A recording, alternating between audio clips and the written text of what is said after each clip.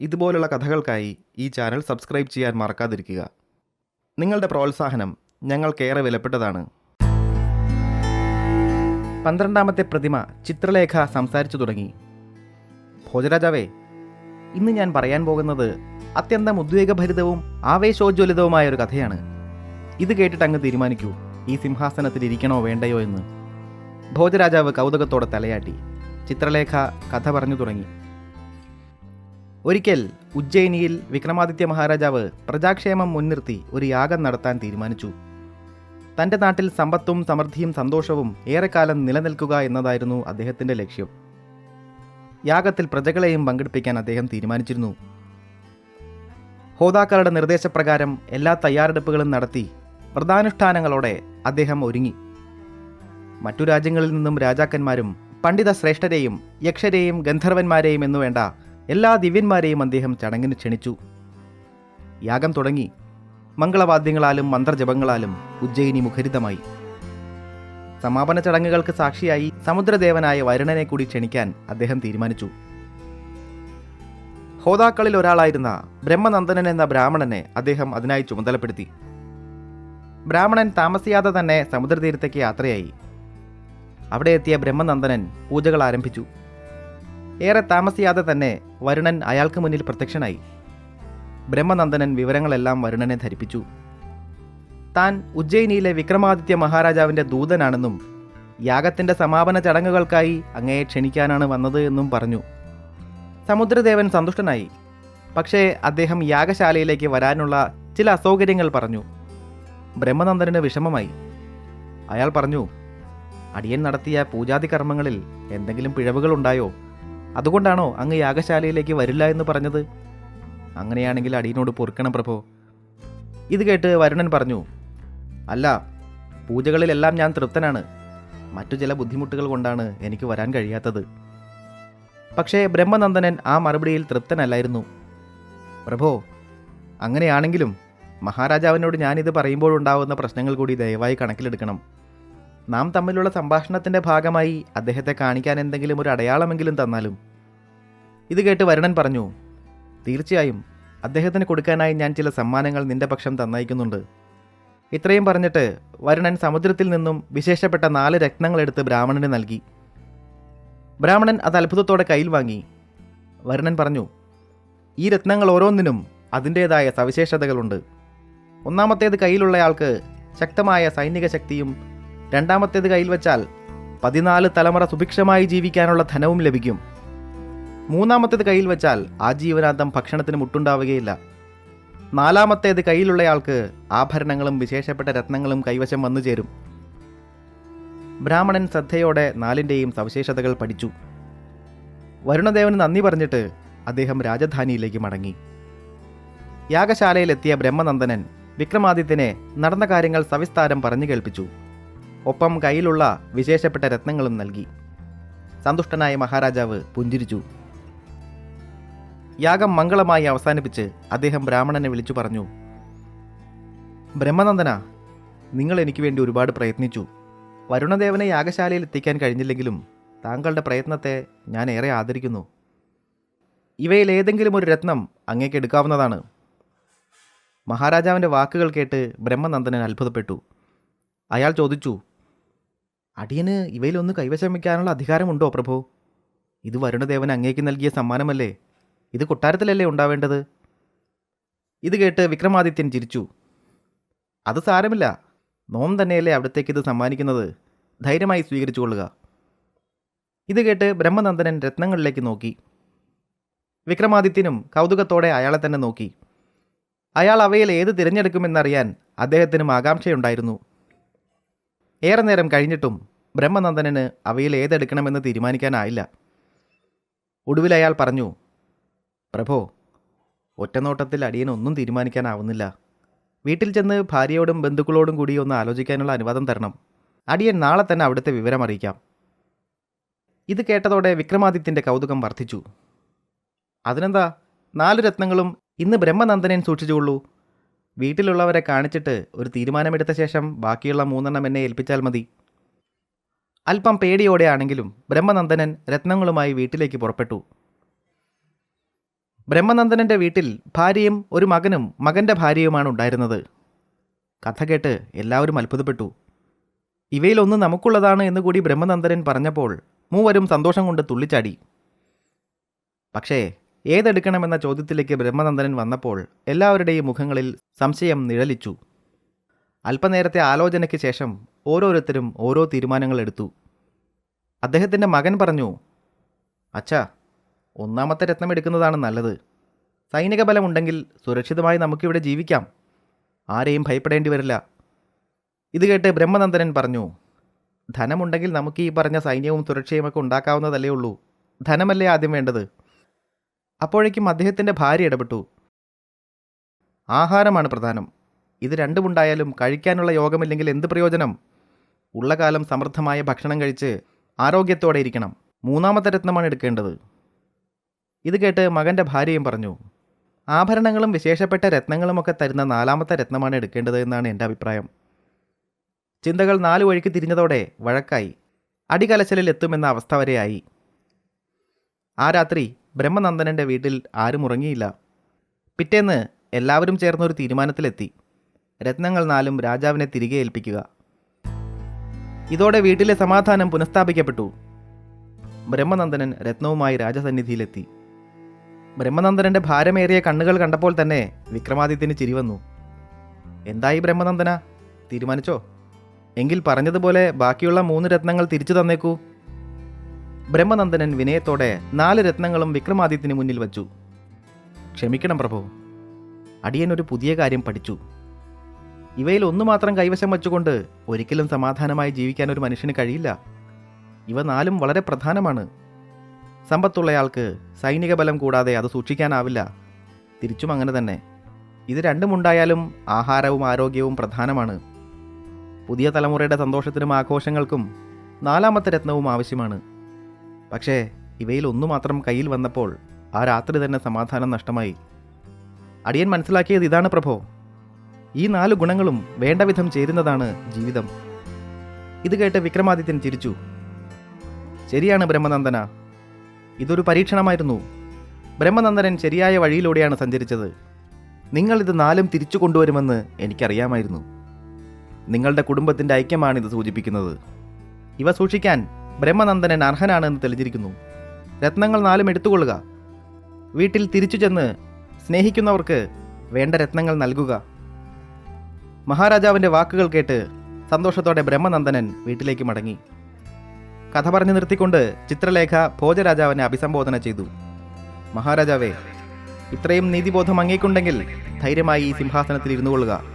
കഥയിൽ നിന്നും പ്രചോദനം ഉൾക്കൊണ്ട മഹാരാജാവ് വിക്രമാദിത്യൻ്റെ ഗുണങ്ങളെപ്പറ്റി ചിന്തിച്ചു. സിംഹാസനാരോഹണം അദ്ദേഹം പിറ്റേന്നത്തേക്ക് മാറ്റിവെച്ചു. രാജ്യകാര്യങ്ങളിൽ മുഴുകിയപ്പോൾ ഭോജരാജാവിന് ചിത്രലേഖ പറഞ്ഞ ചില ഗുണങ്ങൾ തന്നിലുണ്ടെന്ന് തോന്നി. അടുത്ത ദിവസത്തെ ശുഭമുഹൂർത്തത്തിൽ തന്നെ അദ്ദേഹം വീണ്ടും സിംഹാസനാരോഹണം നടത്താൻ ശ്രമിച്ചു. അപ്പോൾ സിംഹാസനത്തിലെ 13ാമത്തെ പ്രതിമ യശോധര അദ്ദേഹത്തോട് സംസാരിച്ചു. ഭോജരാജാവേ, നിങ്ങൾക്ക് ലജ്ജയില്ലേ? വീണ്ടും വന്നിരിക്കുകയാണോ നിങ്ങൾ ഈ സിംഹാസനത്തിലിരിക്കാൻ? ഞാൻ പറയുന്ന കഥ കേൾക്കൂ, എന്നിട്ട് നിങ്ങൾ അതിന് അർഹനാണോ എന്ന് ചിന്തിക്കൂ. ഭോജരാജാവ് ആകാംക്ഷയോടെ യശോധരയുടെ വാക്കുകൾക്ക് കാതോർത്തു.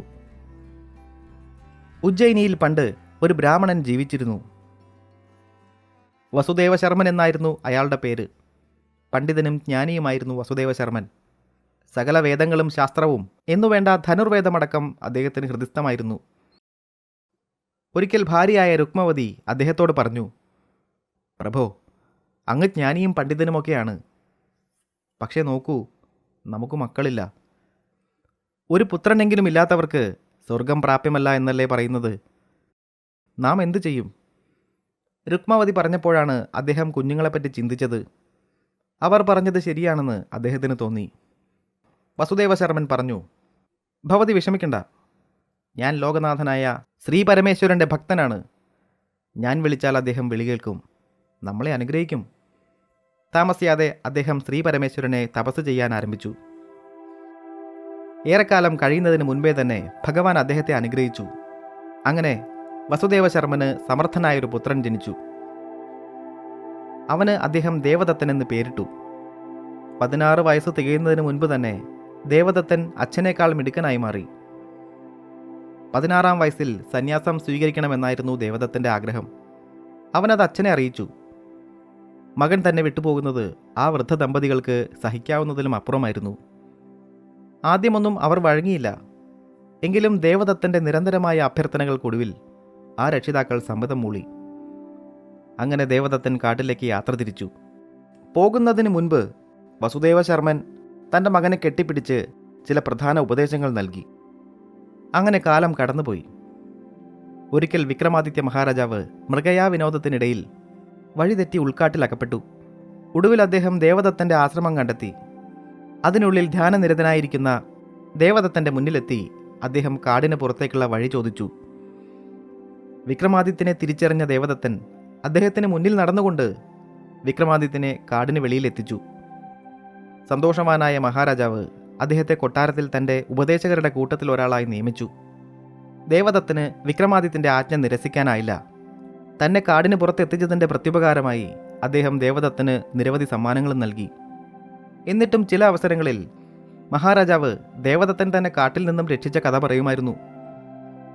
ഒപ്പം എന്തു പ്രത്യുപകാരമാണ് ഞാൻ അദ്ദേഹത്തിന് കൊടുക്കേണ്ടത് എന്നും സഭാംഗങ്ങളോട് ചോദിക്കുമായിരുന്നു.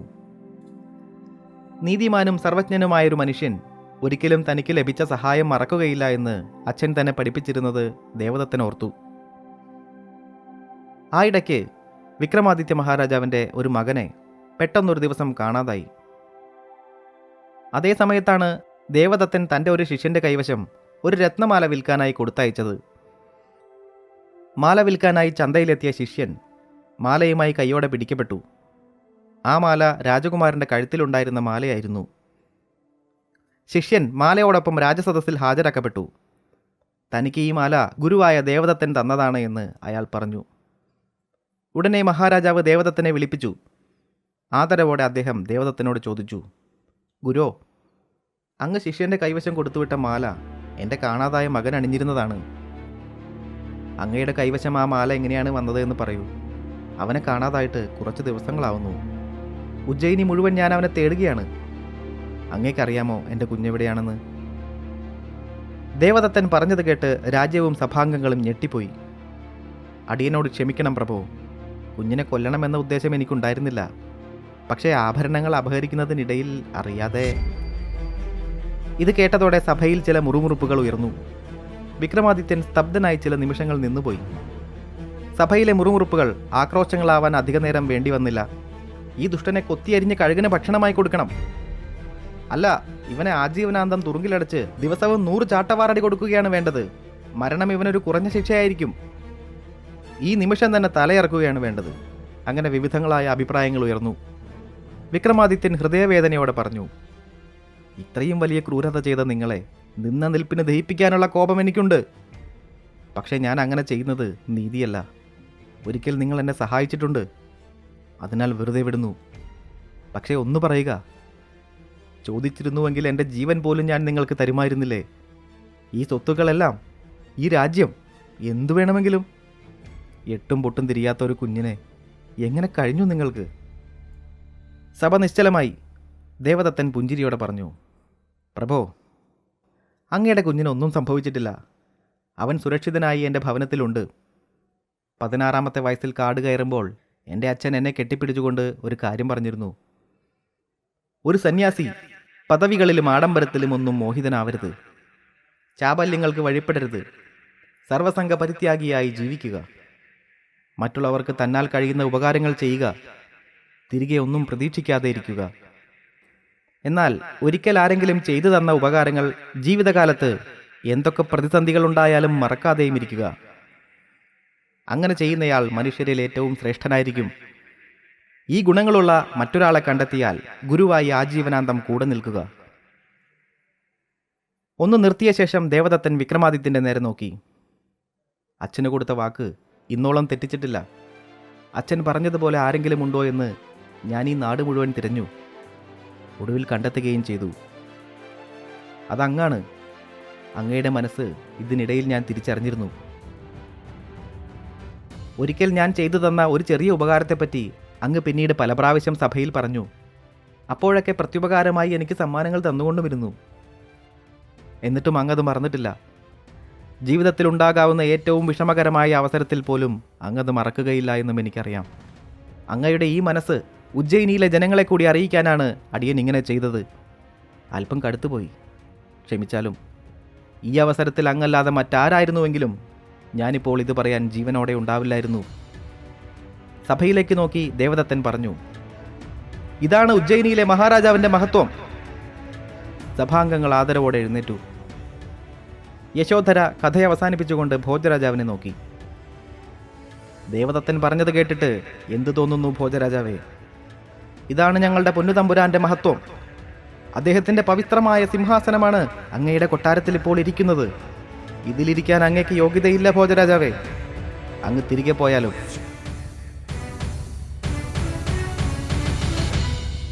കഥ കേട്ട ഭോജരാജാവ് ഏറെ മനോവിഷമത്തോടെ തൻ്റെ ഉദ്യമം മറ്റൊരു മുഹൂർത്തത്തിലേക്ക് മാറ്റി. അപ്പോഴും അദ്ദേഹത്തിന് വിക്രമാദിത്യ മഹാരാജാവിൻ്റെ വീരകഥകൾ കേൾക്കേണ്ടി വന്നു. പിറ്റേന്ന് അദ്ദേഹത്തോട് സംസാരിച്ചത് സിംഹാസനത്തിലെ 14ാമത്തെ പ്രതിമ രോഹിണിയാണ്. ഭോജരാജൻ, കഥകൾ ഇനിയും ഏറെയുണ്ട്. കേൾക്കാൻ അങ്ങേക്ക് കൗതുകമുണ്ടെങ്കിൽ ഞാനും ഒരു കഥ പറയാം. പറയൂ. ഭോജരാജാവ് ഏറെ സന്തോഷത്തോടെ രോഹിണിയെ നോക്കി.